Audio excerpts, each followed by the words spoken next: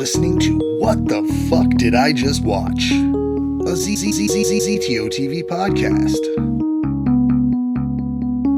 So hello everybody and welcome to another episode of What the Fuck Did I Just Watch?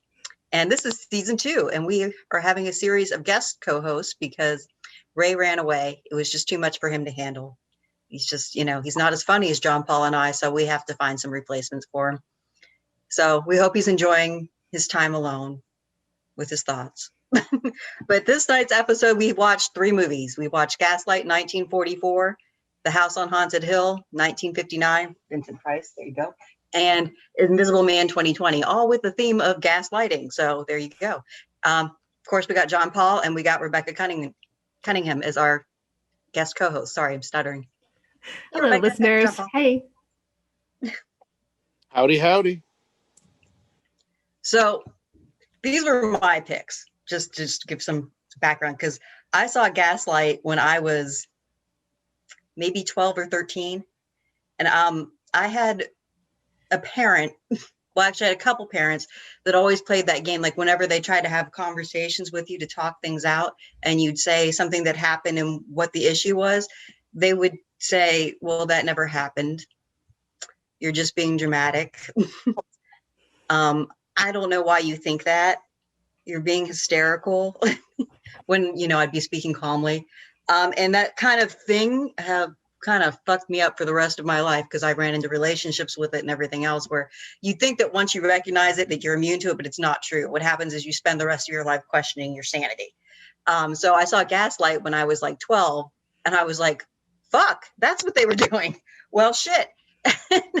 And this was before they made it like a common term, like before you started hearing the term gaslighting. So I saw the movie, understood what was going on. And then about probably the 90s, they started throwing around the word gaslighting a lot about, the psychological damage and stuff that it does. But prior to that, I had never heard the term, but I saw the movie and saw what this guy was doing.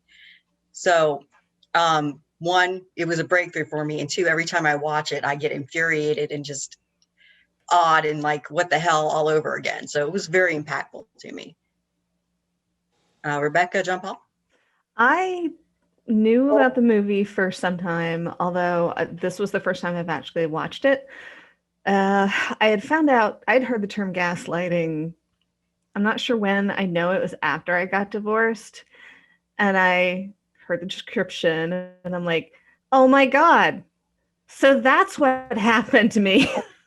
Yeah, so much like yourself. And so I'm just going to go ahead and say that when I was watching this movie, I was yelling at the screen a great deal.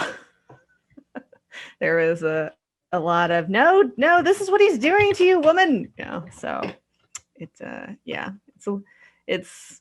newer to me, but I had been familiar with it before. So Jenny, like yourself, I think my dad was the master of gaslighting myself and my brothers and my mom. He kind of just masterfully did that to us growing up. And the first time I watched this movie, I think I was maybe 15 or 16. Like, we were at somebody's house for Halloween and their parents go, well, I understand you all are going to watch Chainsaw Massacre and all these other like gory movies. But if you want to see something really scary, and they put this on, and like you, the light bulb just went. And that's also when I stopped trusting my father. Because I was like, that fucking asshole. Well, and they did a really good job, honestly, with the movie because he displayed a lot, the bad guy displayed, a great deal of the narcissistic tendencies that go along with that. And you could see it starting even way in the beginning of the movie, like when he's basically love bombing her, this sudden, oh my God, I love you, I must have you, even though they've only been together like a week or 2 or however long. Mm-hmm. And how he was pressing for marriage right off the bat. That was a big sign. And how she's trying to get like some time to think about it and how he's not even giving her that time. No space. He shows up at the train station. Yeah, right, that one. Yeah. Mm-hmm. Yeah. And Yeah, and when he starts out, it's just romantic and lovey and it's slight, softly manipulative, like no time to herself, and my dream has always been a house in the square in London or whatever, and she's madly in love, will give him anything, and then it gets dark, like once he gets where he wants to go. It's the claws come out then. You're right. And just excellent acting. I mean, Charles Boyer playing that role is just incredible. And like when you read about him, like apparently I think it was his first child was like being born while he was like on set. Well, not so his wife was pregnant and she was due to go give birth shortly, they were up, and like he actually got called and ran off the set like during and it was like apparently a really nice guy, like not anything like the character he played at all. And so, but I have this hatred of that actor from this movie because he did this role so well that I'm like, if I ever saw that man. That's how he's a good actor, playing the opposite of himself. Hands down, all of the acting around was great in this movie. Not to mention, what, an 18-year-old Angela Lansbury? Yes, this was I have that in my notes. Which is no, she was 17. She turned 18 as it was filming. Yeah. Okay. Yeah. But it's crazy because you look at her and you're like, I know that person. But then you just know her in your head as being this older woman. Yeah. And you know her as a young actress. And she's so phenomenal. She plays a tart. It's hilarious. It's so great. It's like so counterintuitive to any other thing you've seen Angela Lansbury play. It was like, because I rewatched it again. And I watched it with my wife, Kate. And we're both like, holy cow, Angela Lansbury, how are you playing this role? But then if you really look at her filmography, she always played like the bad person in her early career. She was also like always the tart, always the person that took somebody away from somebody. And you're like, not little Angela Lansbury. But the films we're mostly familiar with, we don't see her that way. We saw her like Bedknobs and Broomsticks and, Murder, She Wrote. So like, for us, this was a departure. Beauty and the Beast, Mrs. Potts. Yes. Yeah. But so the background I read is actually her mother, I believe, had been a well-known actress, and she had not acted at all, was not into it. And I think the director went out and found her and thought that she would be good in that. Anybody's, please feel free to fact check. I'm kind of summing up something that I looked up a couple weeks ago. So. My notes about that pretty much say, oh my God, Angela Lansbury is the maid. Right. Oh, and we also have 6 Degrees of Vincent Price with this one. The original Broadway stage play and source for the screenplay was Angel Street by Patrick Hamilton, which opened at the John Golden Theater on December 5th, 1941, and ran for 1,295 performances, which is a pretty impressive run. The original stage cast included Leo G. Carroll, Vincent Price, and Judith Allen. Yeah. Nice. That's interesting. That's cool stuff. But that's funny. So the original Gaslight was actually 1940 film, as you both ran across. Yep. And the reason why it survived, because the director of the 1944 version basically went on a kill the original movie Rampage, and he just had most of the copies destroyed. But a few were mislabeled as Angel Street, and they survived. So that's why you still have a copy of the original, which is also not bad either. I just think the 44 one is better. Ingrid Bergman, I mean, like she went and observed women in an asylum, and she basically put her characterizations that she had, like the little tics and stuff, based on one of the women she observed in the asylum, which is a terrifying reality for women around that time. I saw that one as well, that she had done some studies, some case studies of actual people with breakdowns. Yeah, I mean, even up into the 70s, it was like something they did to women. If they just got troublesome, said too much, said the wrong thing, got in the way, were too bold, too bright, too anything, I mean, you get committed. Well, it's like you're in an asylum. Yeah, in the movie, when he says, oh, you have an appointment with the doctor, I believe it requires 2. That line, I'm like, oh, motherfucker, I know what you're doing. You're planning on getting her committed. I mean, it was pretty much obvious from the start, though, that was his idea. Did you love the ending, though? The end where they finally the reveal. Well, okay, first there's that moment when was it Joseph Cotton, I think, was playing the police detective? Yeah. Yes, When this was he gotten. like when the lights dim and he's like, somebody else in the house, the lights just dim. She's like, you saw it too? Yeah. Anybody who's had their mind fucked with, and then like that moment when somebody can confirm, no, this is actually happening, the Mhm. relief you feel that you're not losing your shit completely Yeah. is just, I mean, it was perfectly expressed in Ingrid Bergman's face. She was just like, you saw it, it's real. I'm not Yeah. really going crazy. Because she no longer trusted her own perception. She had he to have fucked it him up. independently confirmed Yeah. by someone supposedly neutral. Yeah. So, I mean, I'm like, when I was going through that in my childhood, like anytime I could confer with my brother and we had, you know, I'm like, did that just happen? He's like, yeah, it did happen. Like, so she told us it didn't happen. It happened. He's like, yeah, I don't know. I mean, that was like moments that kept me from being totally nuts, just because I had somebody else that was like, yeah, that actually happened. Our mom's an asshole. Now She's not always an asshole. She had other things going on in her life, but yeah. Did you guys notice and it's very subtle, especially at the beginning of this movie, but I thought it was really interesting how the director, and I noticed this while I'm watching this, and Kate and I were like, holy crap, this is fucking crazy. They kind of make you believe good old Charlie Boyer in the sense that whenever she's shot, and they show her only, you know how they do camera angles, you know, normally you're used to women, they'll do soft light or whatever to kind of make them look more beautiful or whatever in these older films. In this, they would always light her dark. So the background and everything and around her face, it was a dark light. And I would see an outline of her face. So she's the bad person because you get the ominous darkness about her. And then when they would fight him, he's all bright, right? Even when she was practicing the piano at the beginning and the singing, they were always lighting her wrong. And I'm like, why are they doing that? And then I kind of dug into it, and that was on purpose. They wanted the audience to feel like, hey, she's wrong. Just so they would kind of red herring and throw you off, like, well, no, the guy's right in this case. The guy's perfectly right. What he's doing is true. And it's like, no, the director purposely did that just to mess with the audience. I thought, that's brilliant. Yeah, that's funny because it never had that effect on me. Like there was never a moment where I did not understand that she was the victim and this guy was fucking with her. And I always thought the shadows was more about how she was fading into nothingness.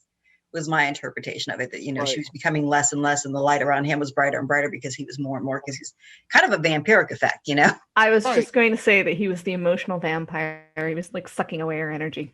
That's awesome that we all saw a different take, but then I looked it up just because I thought it was really all right, John Paul. So what? You're like officially right, but you okay? No, fine. I'm not. Do you feel better now? I'm not. Hey, where's that brooch? Hey now. I just had it. No. So, but the ending is what I really, really loved. I really loved the moment when she just starts fucking with him. Like he's tied, he's caught, he's tied in a chair. Yeah. He's like, give me a moment alone with my wife. And, he thinks that he has enough control over her at this point still that he can get her to let him free after all this shit that he's done. And she just turns it back on him. She's like, oh yeah, let me help you. There's a knife in here. Oh, this isn't a knife. I'm insane. I can't help you. And just fucks him up. Yeah, that was like, there was also a really good moment where the housekeeper, when she comes in, I forget when the bad guy, the one that isn't Nancy. Yes, she comes in and Ingrid Bergman's Paula turns to her, and mentions, I think, Joseph Cotton's character Brian, and she's like, well, nobody came to the house, and the housekeeper, and she was perfect and dead on.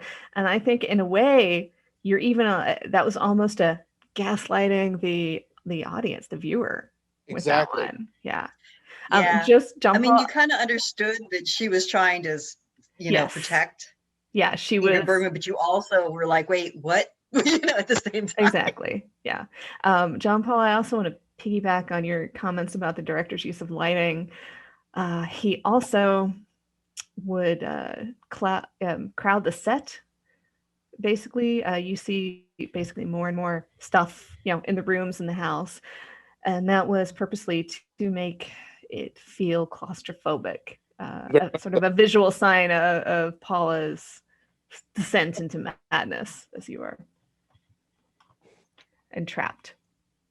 So though I know we could spend probably the whole show Oh God, talking about, yes. but Let me quickly pose one question to you guys. Okay. So if this movie was to be remade, and I'm talking Gaslight, I know we're going to talk about similar things later, but if Gaslight could be remade, do you think that they could make a remake with the role reversal? So a man getting gaslighted, or do you feel that it's just still we live in a world of because of power struggle? I think they could do it, and actually that kind of segues over into the next movie. But I'll hold Right. for, But I still think in the end, like they could do it, and it does happen to men, as you noted with your father and stuff. But I still think we're still living in a world where women are still more the victims of that kind of abuse and trauma. And Okay. so I'm not saying that it can't be done or that it shouldn't be done, but I don't think it's as relevant as what happens to women. I'm also going to speak up. Yeah, emotional abuse happens to anyone. So yeah, I mean, I think they could do a role reversal on that one. But yeah, it is often one of the first tools used against manipulating your partner with emotional abuse. Do you have a again? I'll ask this other question just because I think I always have fun. Who would you recast? See, oh Jesus, you had to ask this one. Perfect for this. I'm terrible at this, so I'm just gonna step back. I'm not real good at calling actors' names and. Yeah, I think I have two perfect actors for this, and it's not just because I'm a Star Wars fan, but I think Daisy Ridley and John Boyega would be great at this role. That'd be interesting. So where Daisy Ridley is gaslighting John Boyega, right? That would be a different thing for them to play, and they both could really. I think they could really pull it off. Oh yeah, I mean they're good actors. So. Is very underrated, and I think John Boyega as well could give you a different kind of take on the whole switcheroo, so to speak. Well, on that too, you have a mitigated group. So you have, a black male who's, basically would be being gaslighted by a white female, which, would be more relevant to the time. Yeah. So, I mean, if you were going to do it, that would be a good way to do it, John Paul. So, but, so House on Haunted Hill, 1959. Okay. Starring Vincent Price. So you do have actually a bit of gaslighting happening here. And it actually, a lot of it is going against the guy. So Vincent Price's character, which is Frederick Lauren, his wife is the one who kind of fucks with him and gaslights him. And you'll see this a lot with William Castle films. Like you'll see it in The Tingler too, where you have this kind of abusive, other blonde, sexy, empowered woman who's a cheat, who, when she's confronted about her, goings on, will always be like, it's your jealousy. And that's a form of gaslighting. So no, I'm not cheating on you.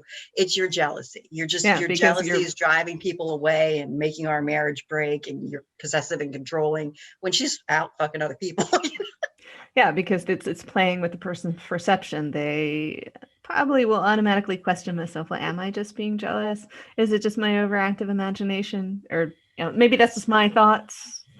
No, I mean, it's a tactic that's absolutely used. And and you see that used by cheaters a lot. Like if you've ever dated a cheater, they're like, no, you're just crazy. What's wrong with you? Narcissistic control, etc. I have a feeling the main actress, Carol Omer, who played the wife in this one, the evil wife, she had been estranged from her mother, who was a Mormon, and essentially said that all her mother was ever trying to do was control every factor of her life. She was estranged from her essentially at the end of her life. And so I have to wonder how that experience she had in the real world segued to how she played the character on screen. It might have, because I mean, she came out, she was kind of badass. I'm going to give it to her. Like, she might have been the evil bad character, but man, she had presence, and she was just oh my word. In Vincent Price's face, like, yes, I poisoned you. Yes. Yeah, she was, there was no lack of confidence confidence in that performance, in the character. And I adored that. I don't want to see somebody who's regretful of their evilness. I want to see them revel in it. And she did. She did, and it was lovely and gorgeous. I loved it. Yeah, I mean, there was a lot of manipulation going on, maybe in with the characters and stuff. I mean, she manipulated the other like male character, or the with the he's going to try to kill me, save me. She manipulated the other, the young girl to start basically gaslighting her into hysteria. And I use that because they would do stuff where she would see things and they would take it away. So when she tried to show evidence, so she's in a point where she's questioning her reality. She sees 3 heads in her makeup case. She brings people to go look at it. 3 heads, of course, are gone, but they were there. They went and cleaned them up, Nora Manning's character in this movie is annoying, by the way. Oh my word. At some point you want her to die. Sorry, John Paul, you were saying? No, I really do enjoy this movie. But my biggest gripe of this movie is that character, because she just screams and screams. She's whiny about it. Oh my word. I think go ahead. Sorry. It's the downfall of this movie, I think, because everything else plays perfectly great. Just the manipulation, the twists, the turns, everything. But as soon as she's on screen, you're like, she's going to scream right now in 5, 4, 3. There she is. Well, and to be fair, though, so they have this kind of weak, young ingenue who's being terrorized character. And then they have Carol Omhart playing, Annabelle Lauren, the wife of Vincent Price's character. And then they have, was it Julie Mitchum? Yes. Who plays Ruth Bridges, Robert who's this journalist. Sister. And both of these characters and these women come off as these very strong and very calm and collected and not going to scream. I mean, even when Ruth Bridges, Julie Mitchum, gets, blood dripping on her hands and is a little terrorized herself, she's still like a little shook, but she's not like, ah! So then you have this other girl running around screaming, and it makes her look so much worse because you have these strong female characters in there, one evil, one neutral, but and then there's this girl and you're like, please just shut up. Yeah, well, it could have been an intentional contrast. It might have been, but Maybe. Of course, none of the males responded to her that way. Yeah. You've got the one doctor who's saying she's hysterical. You've got, what was that guy's name? He's just so not important to me, even though. The doctor character? Well, not the doctor that was the test pilot. Wasn't that what the other guy was? Lance was the character name. Of course. I don't remember the actor name. Yeah, I know. Who's, trying to protect her, but also kind of like they're there. But none of them are really like offended by her. They expect a woman to act that way. Yeah, well, it is. It's comment in, and the doctor offering the sedative. Okay, one, did doctors just run around with their bags and sedatives in the 50s? Because every time, you're always seeing this in the movies, and they're always, here, take a sedative, here, take a sedative. You just have to have the one. And so it falls on the, you're just hysterical, here, let me mute your emotions for our comfort. But of course the twist is that, was it Dr. David Trent? Yeah, that's the name. Yes. Alan Marshall, that's the actor for that one. He's in on it with, Carol Omhart. They're planning on, the whole thing is to kill off Vincent Price's character, but they're trying to get this hysterical girl to do it. So their hands are clean, and it just looks like, this girl couldn't handle a scary house and lost her shit and shot this guy. So the hope would be, too, that the worst thing that would happen to her, which actually is kind of bad in the 50s and the 60s, is to go into an asylum if anything happens. Yes. Yeah. They were pretty scary places back then. So, but it's a lot more fun of a movie than Gaslight or Invisible Man 2020. Oh, it is. It was the light relief. I probably should have watched this one last to sort of clear my palate, as it were, because Vincent Price is so fun in this one. He's so delightfully menacing, like in the earlier part of the movie where he's trying to get the wife, oh no, this is your party and you are coming, that little, and she's like, for the last time, I'm not, and he grabs her hair and just pulls her head back, doesn't even like yank it back violently, just gradually kind of there, and it's for the and again, it's a perfect moment. I loved it. Yeah, and also, to be fair, like, you can't pretend that the way that Vincent Price's character is portrayed isn't completely a good husband either. There's clearly some co-abuse going on there for sure. Not at all. he hijacks her party for one, and it's no longer like her party. It's he's invited random ass people to make it. You know? Well, and the implication that he offed his other wives. Mm-hmm. So yeah, it's definitely sort of a Gone Girl situation. Neither of these people are perfect. Both of these people are somewhat contemptible. But unlike Gone Girl, you kind of always like Vincent Price. Yes. Yeah, I gave up on that book, by the way. I made it partway through and realized I hated everybody, and I'm like, why am I reading this? I didn't try Anyway, to read. I watched the movie by accident, but you know, I'm so sorry. I saw that movie 2 days before I was going to get married. Oh, sweet Jesus, John Paul. Kate read the book and said, "We need to go see this movie." now you know. All right, sidetrack. Anyway, Talk back to about House on Haunted Haunted Hill. Hill. I was trying to find some trivia information about the graphic that they used for the exterior of the house in the It's film. one of Frank Lloyd Wright's house, I Okay. believe. Okay. I had looked it up a while ago, but I don't remember all the details. But I think it's in California, maybe, and it's one Probably. of his designs. And you know, I would love to see it one day. Oh, But and William definitely. Castle films, even though you know that he must have some issues with blonde women, is still his movies are such a joy. Well, What it's the director- 1950s. Blonde bombshells in style. Yeah. Well, but they're always the bad ones. You know what I mean? Like the True. wife in Tingler's a blonde, the wife here is a blonde. You know. Sorry, you were saying John Paul? I'd say most 50s directors, like, I mean, look at Hitchcock. He loved his blondes. Yeah, but And they. I'm like, True. Yeah, but there was variation. Like his blonde females were usually the heroines or the femme fatales or something. But in Tingler movies, in Castle's movies, the Tingler and the House on Haunted Hill, they're the evil, cheating wives that are. right. So, but you know, it makes me wonder. And you normally have a younger kind of brunette ingenue that's Mhm. maybe not as obnoxious as the one in House on Haunted Hill, but she's sweeter and innocent. And Yeah, it falls on that classic horror movie trope of character types, archetypes. You know, slut style. yeah, yes. You know, you have the slut, The- you have the the horror athlete, you know, the virgin, the scholar, or the fool. No. Yeah, which I still think. You know, why are you going to be mad at a girl who's giving some up? How else are you going to get some? Exactly. Never made But, sense yeah. to me either. Hey, That's- Angela Lansbury stayed alive in the last movie. Just saying. That's true. And she was a tart. So, Yep. That's right.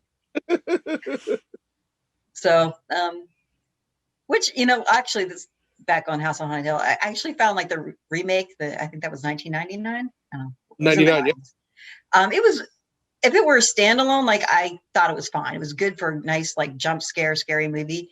And I like that they did a little ode to Vincent Price in there with the, you know, the main character, but it didn't have any of the. Now, there was a remake of The Haunting of Hill House. I wasn't aware that there was a remake of House on Haunted Hill. There is. Okay. Yeah. All right, go. I'm gonna have to look it up. It just doesn't have the intrigue that this one It- does. You know, it's just more out of It's scary. a straight up kind of, I would say, just gory type movie. Oh, And they even made a sequel to that one as well. Yeah, I never watched that's that one. unfortunate. Yeah, it's okay. But again, it's just a more of your typical slasher type horror than it is like this was. Yeah. And even this now watching it, I don't see it as a horror movie. This one, no, this is more like a No. psychological. I was just Exactly. gonna say that. Exactly. Whereas the remake is definitely just a horror movie. Like, so this one, you there's some stuff in there that implies there actually is some haunting going on in this house, but the end all be all of it, it's just actual live people trying to kill each other. Come on. He's great with the maquette with the skulls. The puppet skeleton. I mean, I watched it again, you know, because I used to watch this one a lot, and then I watched it again recently for this, and I forgot how much I enjoy that scene. It's so Like, amazingly cheesy. It's so campy. It is, but it's just something about Vincent Price. Because he's amazing. Yeah. So, and his the way he carries himself in this movie is just so damn good. Yes, I agree. It is probably one of my top favorites of his movies. I think The Tingler is my next favorite of his. Just for the LSD trip on screen. There's Theater of Blood too, though. I mean, Yeah. Well, he himself said in an interview that was his favorite because he got to murder the critics. which is kind of perfect for him, yeah. Oh yeah, definitely. Okay, so here's in my opinion, of the three, the hardest movie, which was Invisible Man 2020, because they just ripped off the Band-Aid and went full out. Let's look at a full-fledged, controlled, abusive relationship from fucking hell. And let's do the ultimate gaslighting where you have a fucking invisible man still terrorizing you. And of course, nobody believes you. No, that one, it was hard. Was an extremely hard movie to watch. I'm still getting a little stomach turned up thinking about it. Because the tension, I mean, they came out of the gate swinging at you. And it's amazing how the use of empty space amps up the tension in this one. Yeah. Like where they'll take a shot and they'll film it like she's looking at the kitchen and you're just, because the movie is called The Invisible Man, so you're looking for changes in the set, some sign, and you don't see anything. Because the beginning was really, really good. You weren't sure what the hell was going on. Like you didn't understand the context of it. You just have these two people in bed, and all of a sudden the woman gets up and pulls some pills out from under the mattress, and you're like, is this a hooker that just drugged him and is going to rob him? What is going on? And it's just, the reveal is slower and slower and slower, and you realize that this is her escape, and you're like, yeah, fuck. I have to confess I cheated. I looked it up on Wiki because I knew I wasn't going to be able to withstand it otherwise. But it was smart. Still, it's still to the theater. oh, honey, I feel like I need to buy you a drink even now for that. It was at Studio 35, so I did have drinks there. So yes. And popcorn with M&Ms. Otherwise, I might have just been like, I can't do it. Yeah, and and I mean the use of the sound too in the beginning when she's escaping, was really good. So few things that just drove me nuts. The sister. If your sister or your friend calls you and says, meet me in this abandoned road, basically at 2 a.m, when you get in the car, don't fucking go, we're not going anywhere until you explain to me. No, get the fuck out of there and then let me explain. Why are you waiting? There's clearly some serious shit going on. What is wrong with you? Get out of my brain, Jenny. I have a note about that. I mean, it was infuriating. John, did it even bug you? I mean, when you watch that scene, when you're like, what's wrong? Yeah, because you're like, GTFO, woman, go. And again, I know I'm watching this, and I know this is a horror movie, but damn, there are some scenes where I had to fucking yell at the screen because of seriously, you're just like, are you fucking nuts? What? I mean, the time she goes back a couple times, and you're like, why the fuck would you do that? She's crazy white girl in a horror film. I mean, and that's the thing.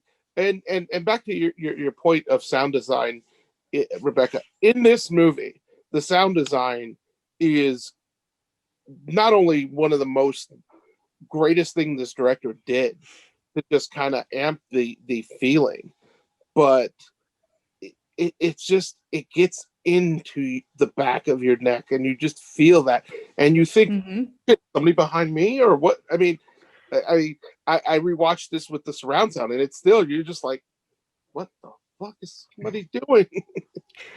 This is a random pet peeve I had, but later on when she's in lockup and they sit her down and the doctor says, did you know you were pregnant? That drove me nuts because that implied she was no longer. And then, I didn't. So it confused me. I'm like, is she or is she not? Because word would mean that somehow she was not anymore. Because if you are pregnant, did you know you are pregnant? Not word, past tense. That's true. That's an interesting. And it seems like a weird thing to catch up on, but I think that was my brain trying to maybe calm itself down that I fixated on that stupid thing. But I was like, can we use the present? Not confuse a woman who's being traumatized by this movie, please. I wonder if it was intentional or just something that just the writers didn't even notice. I don't know. Like I said, it could have been that I fixated on it so much because of the intensity of this movie. So, I mean, yeah, you have this woman, controlled abusive relationship. The guy is like a tech genius. An evil Bruce Wayne. Yeah. And Yeah, rich as definitely. hell. And I guess he decided she was the one because she didn't give a shit about his money, basically. And yeah, so she escaped. The thing with the dog, I know we all are dog people. So like, I was like, man, I think I would have had to find a way to get the dog out with me. Like, Yeah. That was tough. That was tough But- because you're like, that dog is just gonna probably get abused as well. I mean, Yeah. But on It the was- same thought, if you have no place to run, it's hard to find a shelter that will take you and the dog. Yeah, That's most true. don't. Though she was running to her sister, so she could have probably got that worked out. Yeah. But who knows? But yeah, I was like, could you launch him over the wall? That You could. ginormous wall. That Yeah. wall was ginormous. Like, there's got to be another way around this. Like, you planned all this out. You could have planned to take the dog with you. Come on. But here's another thing that bugged me. So when the reveal kind of happens, when she understands that this dude is actually stalking her invisibly, Yeah. and she finds his hideaway in the attic, which I assume he wanted her to find, or Yeah. he just completely The thought phone she was had to be stupid as fuck. left there on purpose. But she has this phone that has pictures that are evidence. One, it's his phone. Two, it shows him making calls to the house. And three, it has somebody taking pictures of him and the daughter, or of her and the daughter sleeping in that bed. So it proves that somebody else was in that house and that she Yes. was not quite nuts.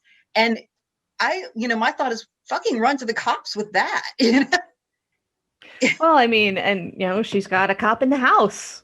Well, he had left Yeah. that was after That's the true. scene. Well, where- I'm talking about when going to the cops. Hey, look, I have Yeah. this. I mean, Let's go to the go. station, call your friend back, go like, hey, True. look, I have evidence. I swear, come look. I'm at the station, But I mean, I guess it would be kind of hard to think sane when you. Oh yeah. But I was just like, man, there's your moment. But I guess that wouldn't make a very great movie. No, it would be a little bit shorter then. You got to ramp up the tension some more still. Yeah. And it was done, masterfully well. Him cutting her off. Mhm. The email to her sister. This Hitting the daughter. girl. Yeah. So he's isolating her again. No friends left. No one who's Yep. going to believe you. Exactly. It's terrifying because, man, I'll tell you, they can do it. Well, You don't think it could happen Yep. to you, but it can.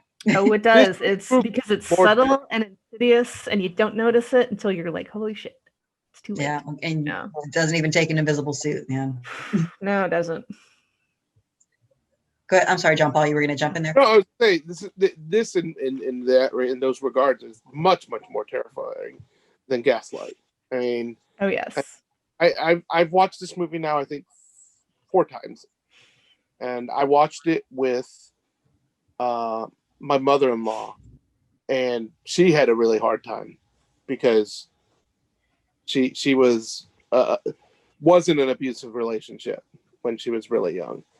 And I mean, midway through, she yelled at the screen, "This fucking asshole." And it wasn't anything pertaining that was happening in the movie. It just, everything from her past rose to the top, and she just let it out. Good. And do we need to stop it? And she's like, no. And then by the end, once everything was revealed, she goes, in a weird way, it was kind of therapeutic for me. Because The ending's very cathartic. yeah. She said I was able to get out a lot of things that were in me that I didn't know that were still in me all these years. And I left it at that. I didn't ask for any follow-up and stuff, but I believe that this movie has done a lot for it and women and that have been in these kind of relationships, or men that have been in these kind of relationships. So I would still recommend this movie, but yes, I would put a giant disclaimer. Trigger warning on it. Yeah. Have a friend with you. Yeah. Yeah, definitely. Don't walk into this movie unprepared unless. Well, just Right. don't walk Yeah. into this movie unprepared. If Yeah. you have dealt with anything remotely controlling or abusive, men, have a friend. Yeah. Have somebody on speed dial if you can't have them there. Yeah. Right. Take a break if you need to. Right. That's Just- the nice thing, that you can watch Yeah. it now and can pause it and back away. Walk and then- away. I Yeah. probably should have taken a couple breaks when I was watching it. Yeah. Now, No. so to lighten it a little bit, a couple of my pet peeves. Okay, he's covering suit. I mean, obviously he has to be able to breathe somehow. So I mean, it's obviously permeable to a degree. But there's a scene where Aldous Hodge's daughter maces him in the suit in the face. Not Aldous Hodge, Yeah. maces the Invisible Man. And the guy's like, I'm like, how did that even really? Yeah, You're that should have still, well, because guess it did maybe a seem little bit. permeable. But Because I got the feeling that there were plenty of air gaps in the whole thing. I mean, he had to be able to breathe and he had to be able to Yeah. see, but it just seems a little like. And my other pet peeve. Okay, so if you ever take any kind of self-defense class, which I recommend everybody do, You're in my what brain really again, drove me Jenny. nuts is they acted like that invisibility alone made this guy super strong and like not able to be hit. If a person, even if you can't see them, has a hold of you, you have a point of reference. Yes. Use it and fucking fight back. Don't just lay there like I don't know where you are. Fucking kick, punch, scratch, scream, yell, hit. And there are some scenes where you see her finally get that. But even like Aldous Hodge, a 6-foot beautiful guy, and he's like just getting his ass kicked because he can't see somebody. He should have been able to take out the Invisible Man with a swing. I mean, I'm sorry. I mean, get a baseball bat.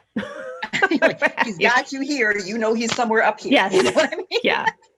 Yeah. I had that same problem with the movie. I was like, at one point, it's early on when she thinks somebody's standing on the sheet, and she's like, I was throwing the sheet over. I'm like, wouldn't you just hit out and lash out? Because if you think well, to be something's fair, I there. mean, so there's fight and there's fight and there's also freeze. There's Freeze, and yes. disassociate. So I'm pretty sure that's what she did, and I understand that tends to be my thing is freeze and disassociate.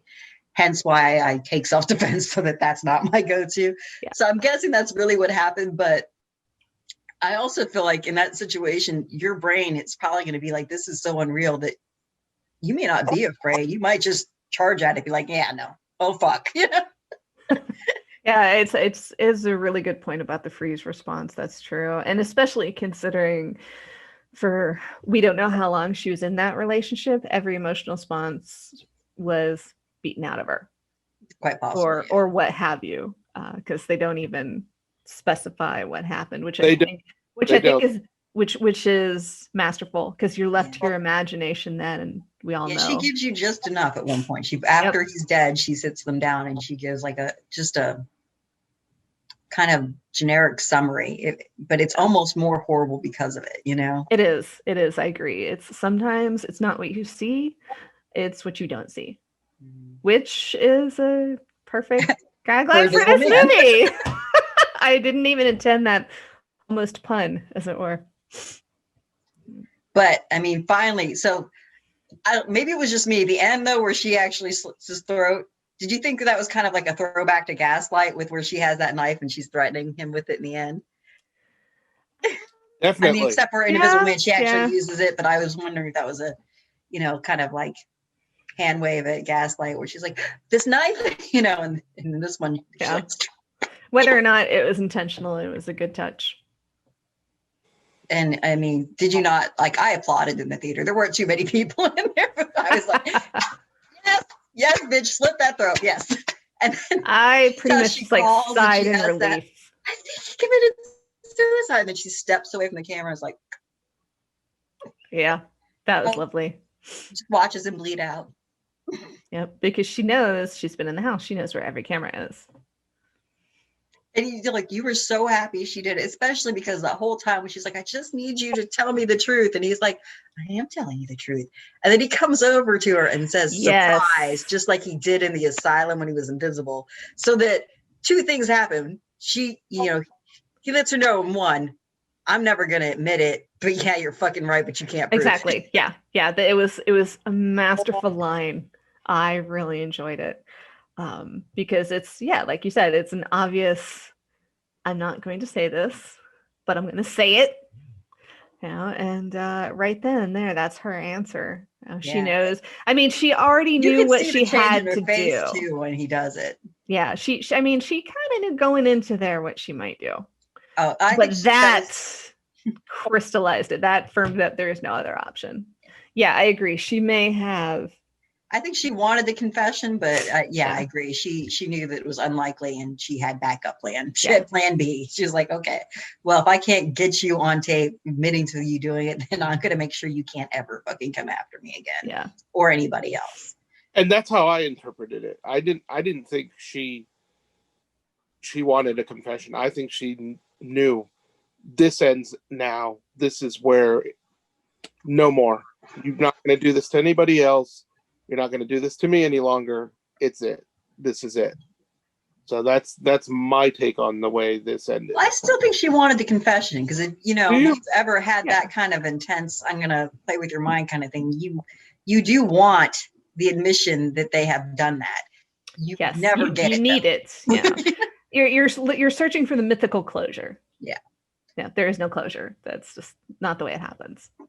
Now, whether or not she meant him to kill her regardless of the confession, I can't really say. I mean, probably I would. I'm just going to, somebody with that kind of power, that kind of money who would wreak that kind of and killed my sister. Oh, that motherfucker was going to die one way or the other. And what got me at the end, which actually made me a little bit mad, when the detective character, Alice Hodges' character, James, came in, and you see him almost afraid of her at the end. And that kind of made me so mad because I'm like, okay, so she reclaimed her power. She made herself safe, and you're mad, and you're uncomfortable with that. Of course, I suppose he did just know that she killed a friend of his, killed somebody. So maybe that's the uncomfortable part. But yeah, he had it coming. He had it coming. I interpreted that he was stuck in a position that he wasn't. I mean, like, so he's a cop, and he basically knew that she had murdered him. Would be hard pressed to prove it. It's his friend. He knew this guy deserved to die, Yeah. But he's still a cop. So I kind of think I saw that look of like, you put me in this terrible fucking spot. If you knew you were gonna fucking murder him, why didn't you just fucking do it? Yeah. But why make me complicit? It's kind of what I interpreted. But to be fair, when she's, at that dinner at that restaurant with her sister, right before her sister gets her throat slit, where she points out that, her sister is so intimidating that she intimidates, 6-foot cops, including James, who is a 6-foot cop. So it might just be that character is just intimidated by empowered women in general. Maybe so. He should be. Agree, definitely. John Paul, did you have something to say about the restaurant scene? I mean, that was a tough scene. Yeah. It was a real tough scene because it almost comes out of nowhere. It does come out of nowhere. You're not really expecting it. I mean, you're not expecting what's going to happen, but it makes sense after you've watched everything and how important that scene really is. It's such a blatant move, of sheer violence on screen that we haven't seen in the movie yet. So yeah, I think it is kind of a slap in the face. Yeah. So, I mean, it still makes me kind of just flinch a little every time I see it because I'm just like, I know it's coming, but you're like, damn, this is so fucked up because there's a couple scenes in this movie where you feel safe for just a little bit, and they do the right amount of, okay, you feel safe now. Okay, calm down. All right, now I'm gonna punch you over the head or whatever, and they do it so well. Well, you have to have some of those relaxation points because if you just have the constant tension all the way through, it'll eventually kind of fade into a little bit of a, not background is the right word, but you accustom to it. Right. And that's why, like I said, I do really enjoy this movie. It is a hard watch for a lot of, and I do, again, I recommend this movie to people. But yeah, there's that little hey, if you have anything outlined in your life, it may trigger. This is a content warning movie. Yeah. Absolutely. Every time I'm like, okay, just understand this is hard. Yeah. And you warned me, Jenny. You told me, and I'm like, yes, you're right. Yeah, I'm not going to spoil it for you, but it's more of a, okay, arm yourself for uncomfortable things, to say the least. Yeah. Know that you're going to feel this way. I mean, like I told Jean Paul that after I'd finished it, I'm like, I feel nauseous. From the movie. Yes, it is. I highly recommend it, but oh my gosh, be careful when you watch it. Absolutely. Yeah. Be prepared. And I did not see that coming at all when I was watching the movie. Like I was not expecting that. When I went to go see Invisible Man 2020, I was thinking, oh, cool, remake of a Universal Monster movie, And even though like I've seen some of the other remakes and I thought they sucked too, I was just like more prepared for it being a shitty remake than to be what it was. Yes. Which is not a shitty remake, and damn. Yes, it was a hard hitter. I was impressed. I was very impressed. I mean, well done, but oh God, so hard. Yes, very much so. All right, so let's on a happy note. Okay. Because we don't all want to be downers. So, Rebecca, it has been a very wonderful pleasure to have you join us. Thank you. I would love to be back sometime. And thank you to the audience for all of you who submitted that you wanted to join us. You guys can still do it. I think it's fun to have more guests. We're people. Booked up to January, but we're going to keep going. So if you want to be a guest, reach out. Comment below. Jump on our page. Yeah. Email ZTV. So, all right. Okay. So if you really want horror, like psychological or otherwise, I recommend these 3 movies for your Halloween season. If you want something more lighthearted, stick more to House on Haunted Hill. If you want more, oh Jesus, what the fuck?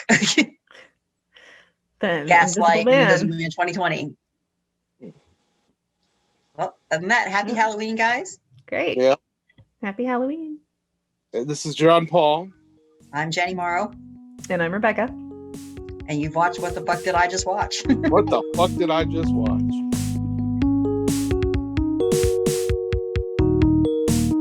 ZTOTV podcasts. Low quality, high content.